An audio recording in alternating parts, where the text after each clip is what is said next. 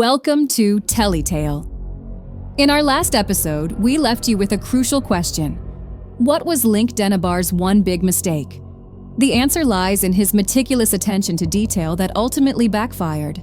Link wore gloves throughout the affair to avoid leaving fingerprints. However, this meant that his prints were not on Mary's telephone, which he used to report the crime.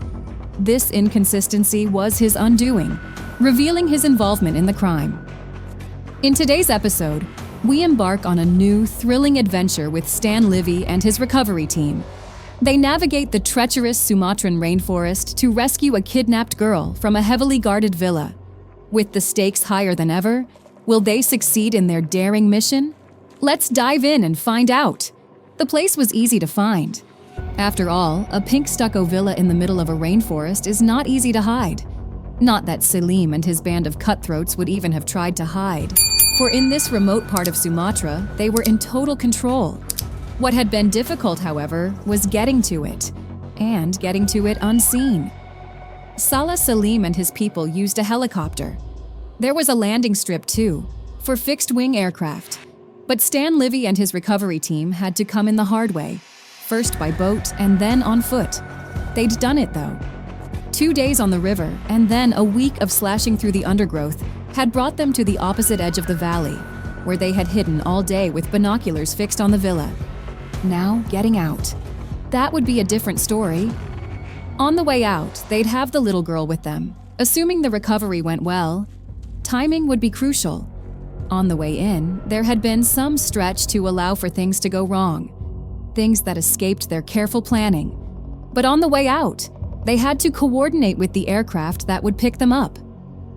Be that as it may, Stan Livy thought to himself, that was then. This was now, and so far, everything had gone without a hitch. He was certain they had come in undetected.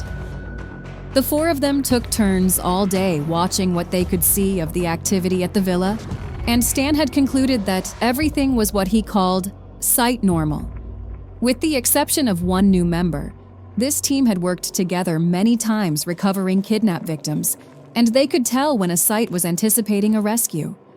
Stan, in particular, had studied the villa with great care through the glasses. He'd wanted desperately to get closer, but a single glance from the valley side where the team had stationed itself made it clear that they dared take only one chance to get close, and that would be when they went in to recover.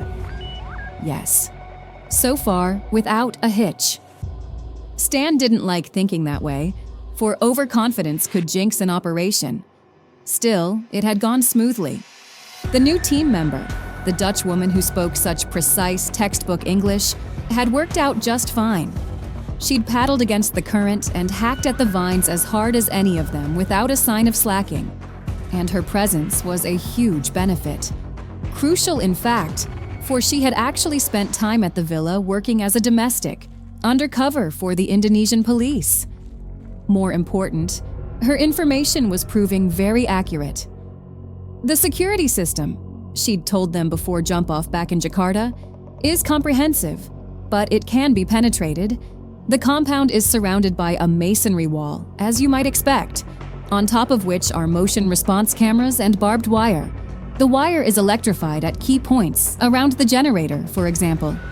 Guard patrols are somewhat haphazard during the day. After dark, however, they're frequent and regular.